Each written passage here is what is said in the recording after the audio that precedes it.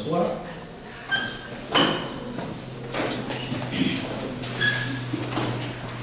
Je vais vous faire une petite exhortation sur la prière. Amen. La prière dans l'assemblée. Je vais prendre quelques 5 minutes avant de commencer. La fois passée, je vous ai dit que dans l'église, il n'y a que 2 rites, 2 services. Je vous ai expliqué qu'un rite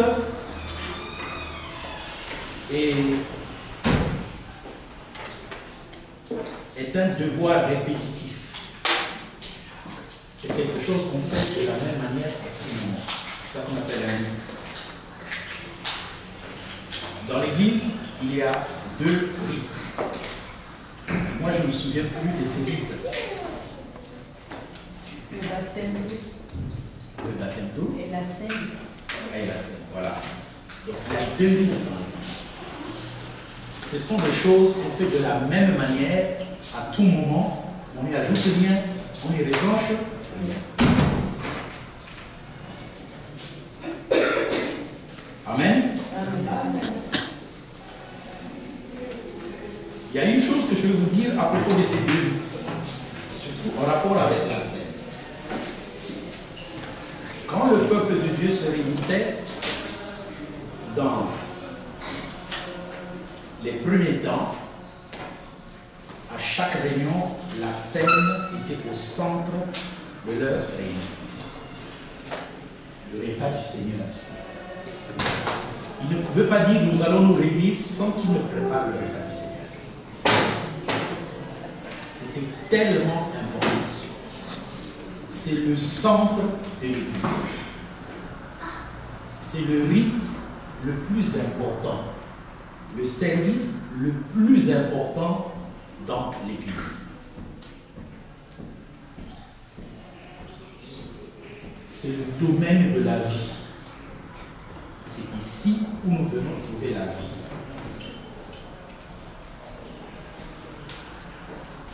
Notre Seigneur nous connaît et il connaît tous les êtres humains. Il s'est arrangé de telle sorte d'attirer notre attention. Il pouvait se passer de ça. Mais il nous connaît. Il sait que si je ne laisse pas quelque chose qui les rapproche vraiment de moi, ils vont se distraire.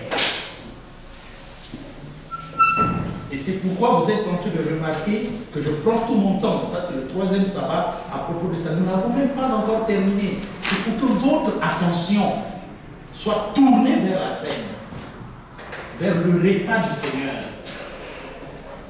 vers la table du Seigneur. Donc, je m'arrange tout simplement de passer du temps, de prendre tout ce qui concerne afin que vous puissiez arriver à mettre votre attention sur cela et à comprendre.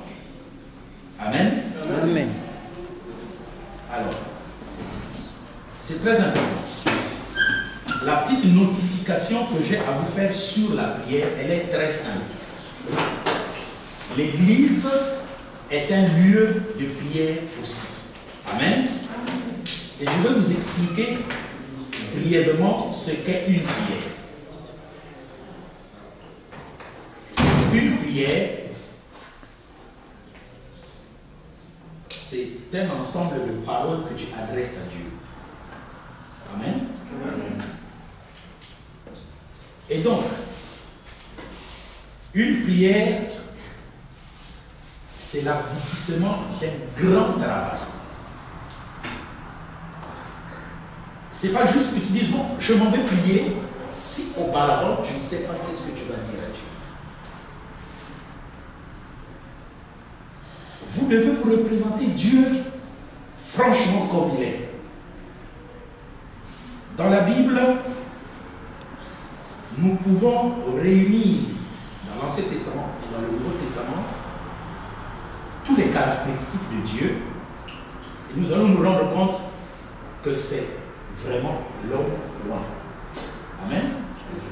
Dieu marche avec son peuple. Dieu parle à son peuple. Dieu réfléchit en parlant.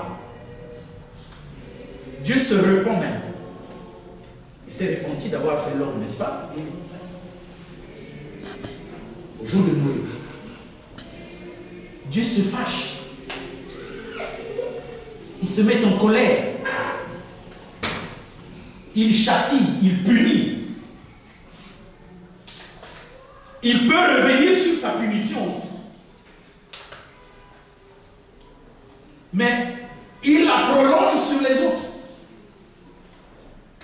Il peut te dire, je vais te châtier. Si tu te repens, dis bon, je ne veux plus le châtier, mais ton fils, ou ton arrière-fils, ou ton arrière-arrière-fils, c'est lui que je châtierai. Parce que quand Dieu dit, je vais te châtier, c'est déjà sorti, ça doit s'accomplir. Si toi tu te repens, il va faire glisser ça sur celui qui vient.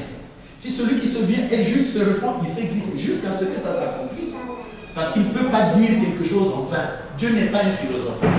Toute parole de Dieu doit s'accomplir. Dieu aime. Dieu haït. Dieu hait. Dieu chérit. Dieu secourt. Dieu aime ceux qui s'approchent de lui. Donc, toutes les qualités que nous avons, c'est du Seigneur que nous les avons prises. Amen. Ce n'est pas nous qui avons les qualités.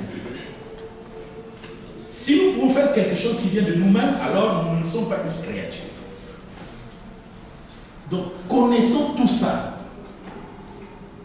Je vais prendre un exemple. Si je vais appeler le frère Eric,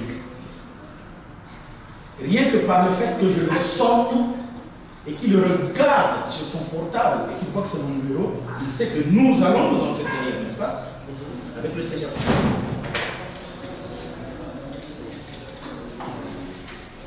Quand tu vas lui parler, c'est pas pendant que tu vas lui parler que tu dois chercher les mots à lui dire.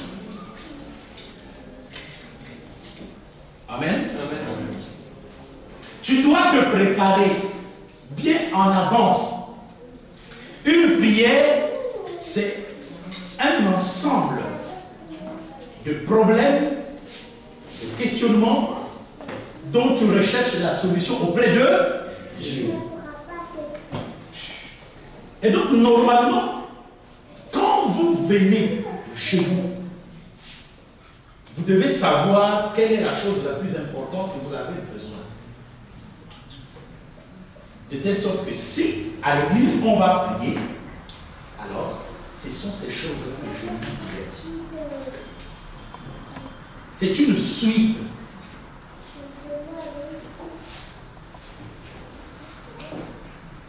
Tout ce que Israël dans l'Ancien Testament faisait par le ministère, le sacerdoce, c'est ce que nous faisons aujourd'hui directement par nous-mêmes.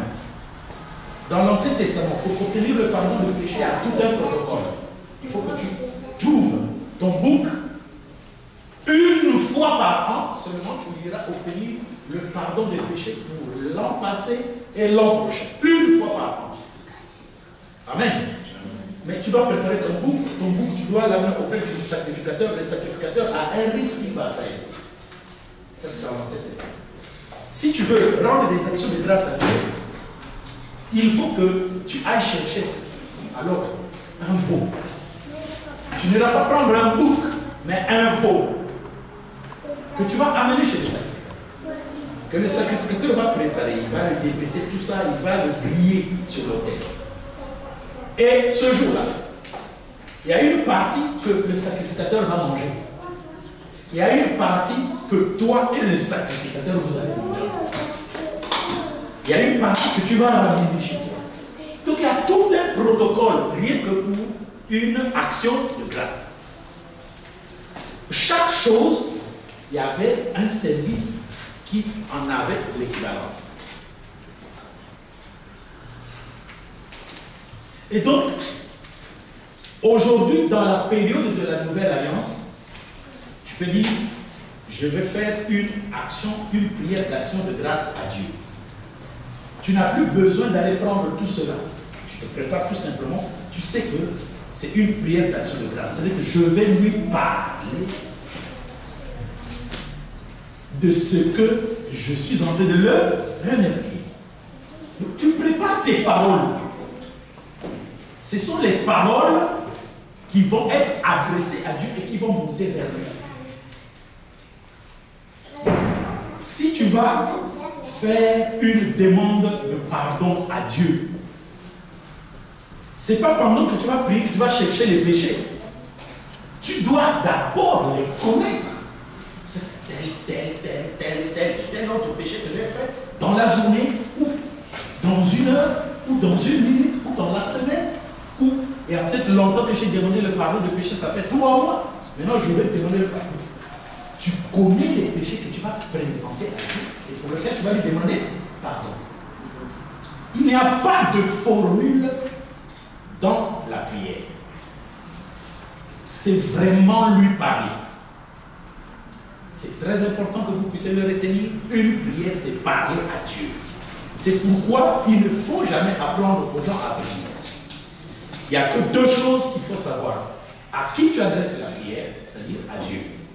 Quand tu pries, tu dois lui parler. C'est une formule de politesse. Tu dois dire, Seigneur Jésus, je voudrais te parler. Et tu dis, ou Père, n'importe quelle appellation, mais dans ta pensée, tu dois savoir que je parle à mon Dieu, qui est le Seigneur Jésus. Et après, tu parles, tu lui dis. Tu lui dis tout ce que tu veux. Tu lui parles comme tu parles à un homme.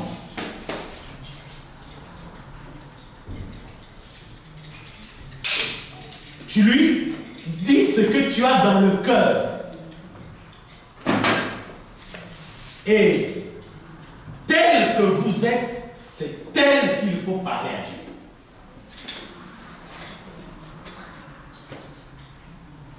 Maintenant, faites attention, Dieu est spirituel.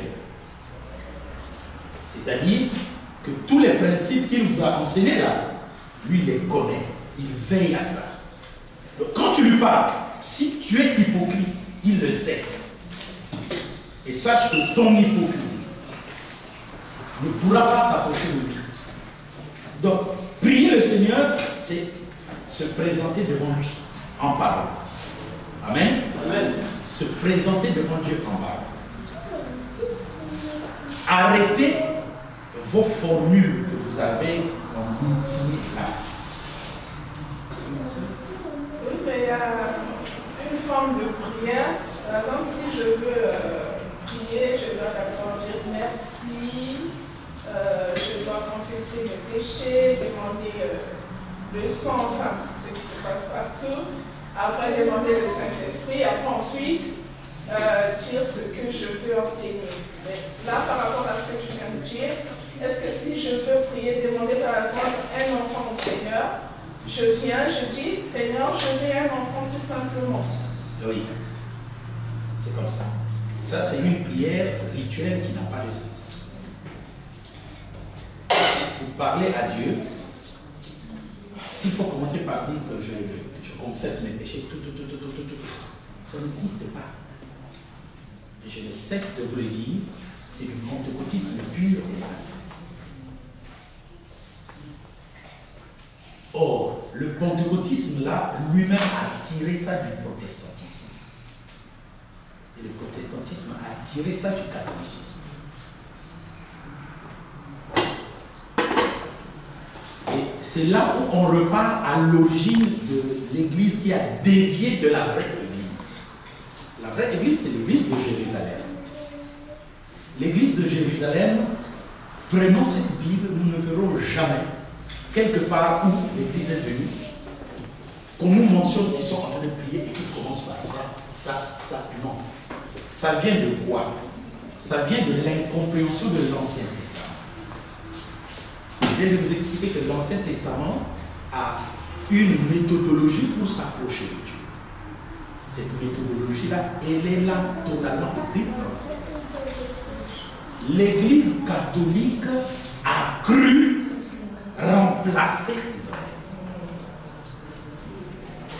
Et l'Église catholique n'a pas commencé avec les apôtres. C'est tout simplement une fabrication de l'empereur romain qui a pensé que dans son empire, l'Église de Jésus-Christ le culte du roi soleil, du dieu soleil, et le judaïsme devait fusionner. Et il a appelé en son temps les ténors. C'est-à-dire que les hommes, quand on parlait de l'église en ce moment-là, le plus grand, celui qui prêchait beaucoup, qui travaillait beaucoup, c'était qui? On avait trouvé qu'il y avait deux personnes, il y avait Arius et Athanas. Ils provenaient de l'Égypte. Alors il appelait Arius, il appelait Athanas, il a dit venez, voici mon projet politique. Je voudrais réunir les trois grandes religions dans mon empire pour qu'il en ait seulement un. Athanas a rejeté ce projet. Il a dit je ne compatis pas à ça, je ne suis pas d'accord, et l'église du Seigneur Jésus-Christ ne sera jamais d'accord à ton projet. Mais son adversaire Arius, qui était aussi un Égyptien, lui a dit non, non, non, moi je suis d'accord, ça marche avec la parole de Dieu, c'est-à-dire l'ancienne alliance. En ce moment-là, le Nouveau Testament n'était pas encore canonisé. Et les exemplaires étaient encore très rares. C'est ce que je te dis. Canonisé, oui, mais les exemplaires étaient très rares. Donc il a dit non, ça peut marcher. Et ils ont confectionné un rite pour l'Église catholique. C'est ce rite-là que vous voyez dans l'Église catholique avec l'encens, l'eau bénie et tout ce que vous voyez dans homélie, quoi, communion, tout ça, c'est ce rite-là qui a continué. Et on a eu des rapports au fur et à mesure. Pendant ce temps, la vraie Église continuait aussi à faire comme faisaient les apôtres. Le problème, c'est que nous n'avons pas beaucoup de récits écrits sur la vraie Église. Et quand Martin Luther est sorti, il a essayé de corriger beaucoup de choses pour ramener l'Église à la parole de Dieu. Et lui-même n'avait pas fait le protestantisme, ce sont ses amis, les Calvins, et les autres, les Zwingli, c'est eux qui ont fait comment, par exemple, dans une église protestante, on doit procéder à la prière, à quoi, parce qu'il y avait un vide, et les gens étaient tellement habitués avec le rite catholique qu'il fallait trouver quelque chose pour l'église protestante. Et c'est en ce moment qu'ils ont évolué, et ils ont évolué en beaucoup de courants. Calvinisme, église méthodiste, église baptiste, anabaptiste, unitaire, ça a évolué. Jusqu'à ce qu'un mouvement est apparu au 19e siècle aux États-Unis qu'on appelle le mouvement pentecôtiste. Lui aussi, il a essayé de faire là. Il a essayé de prendre quelque chose de meilleur. C'est ça qu'on nous a servi jusqu'au bout. Oui, merci. Si tel est le cas, alors, si moi, je suis consciente d'avoir commis un péché et que ma conscience m'accuse, mais je vais demander quelque chose auprès de Dieu.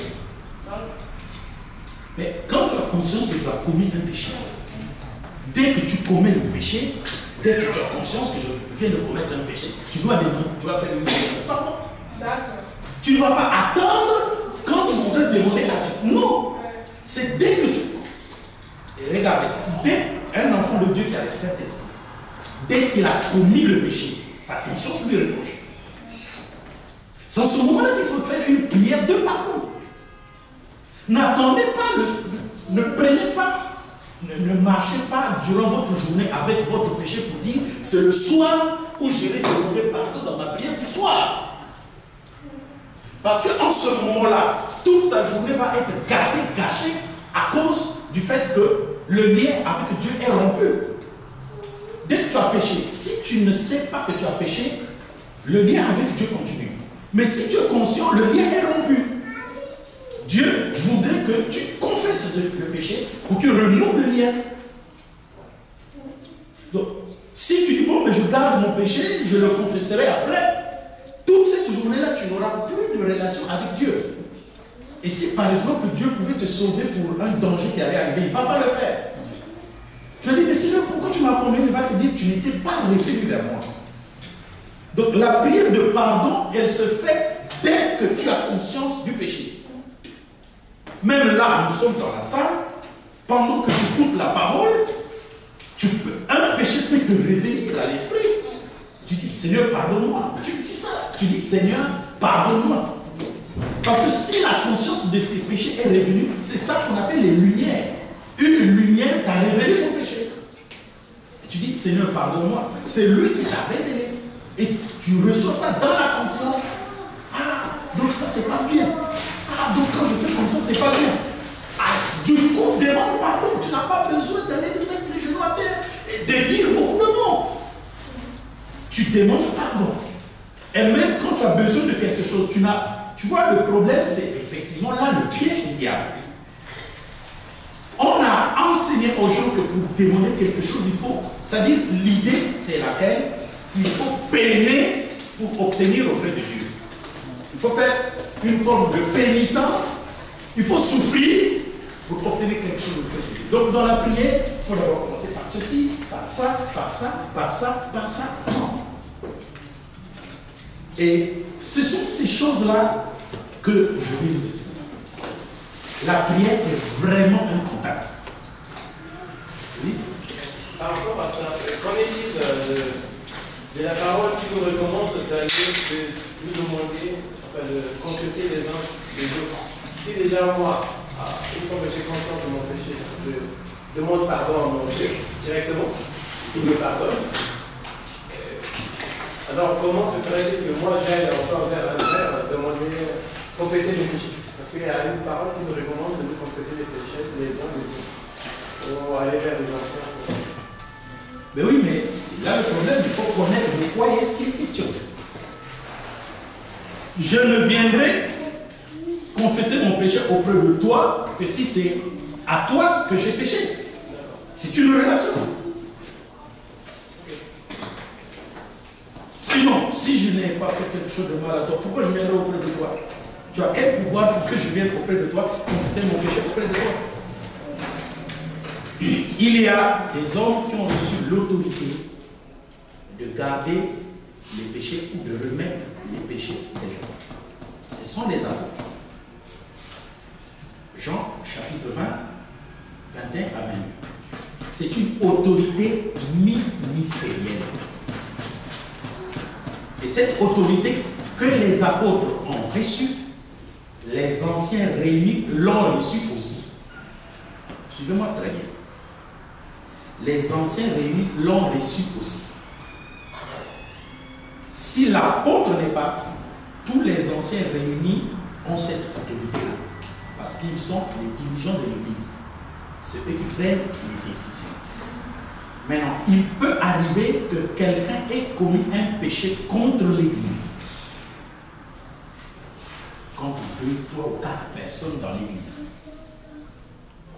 Si la personne n'a pas les moyens physiques d'aller rencontrer ces 3, 4 ou 5 personnes pour demander pardon, pour qu'ils règlent le péché, selon le principe de Matthieu, chapitre 18, 15 à 20, il peut appeler les anciens.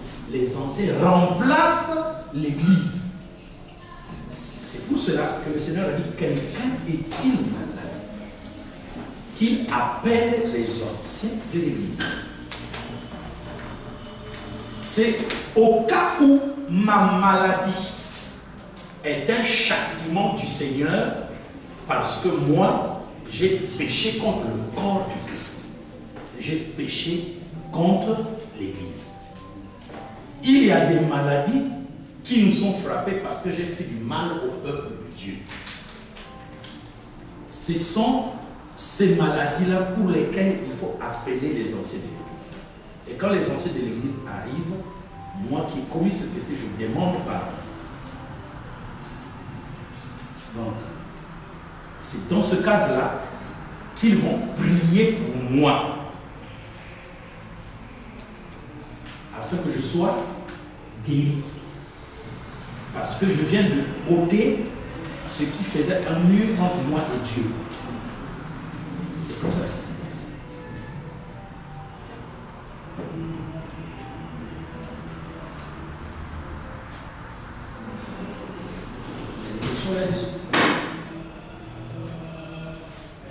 Donc, ma soeur, la prière rituelle.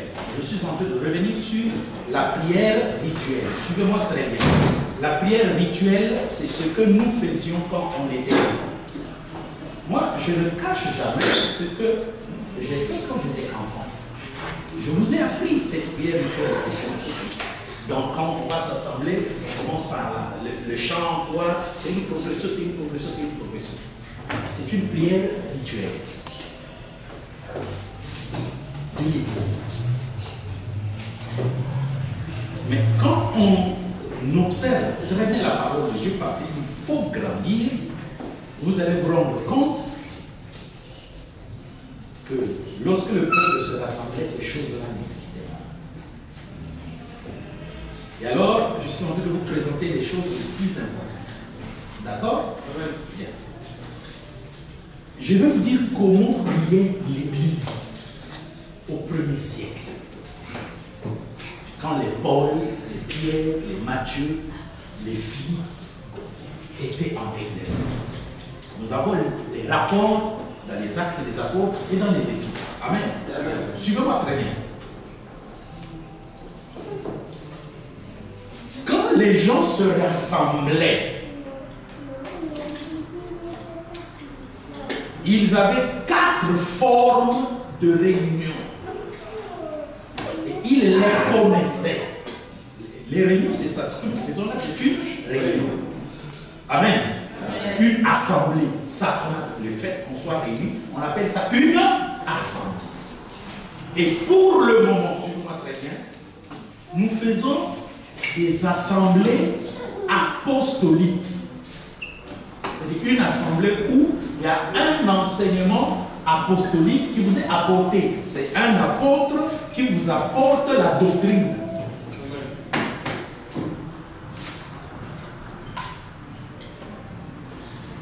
Vous ne prenez pas les notes. Frère, je vous dis les vérités. Ne soyez plus comme des enfants, frère. Grandissez. On vous dit que vous arrivez à l'église, il faut avoir votre... Vous devez grandir. Vous devez avoir votre caillou. Prenez les notes, vous êtes assez grand.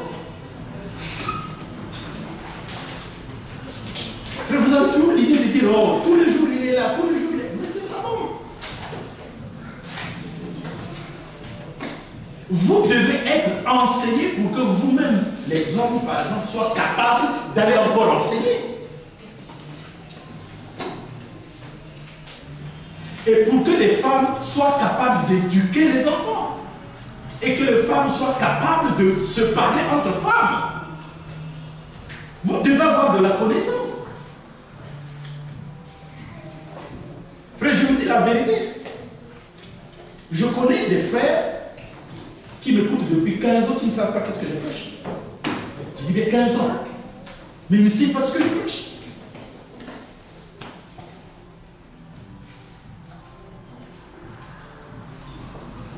Et donc, spirituellement, il n'a pas encore grandi. Mais malheureusement, on se dit, non, moi je suis grand parce que j'écoute une bonne parole. Non.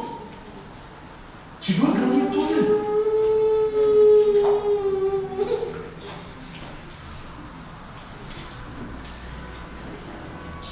À l'université, le professeur vient, il parle, il a terminé, il est parti, n'est-ce pas? Oui. Mais l'étudiant, il a appris quelque chose, hein? C'est pas vrai? Il va se présenter devant un examinateur, c'est là où il va se défendre. Mais c'est comme ça que ça se passe dans l'église. Nous venons apprendre pour faire grandir la sémence que nous avons à l'intérieur de nous.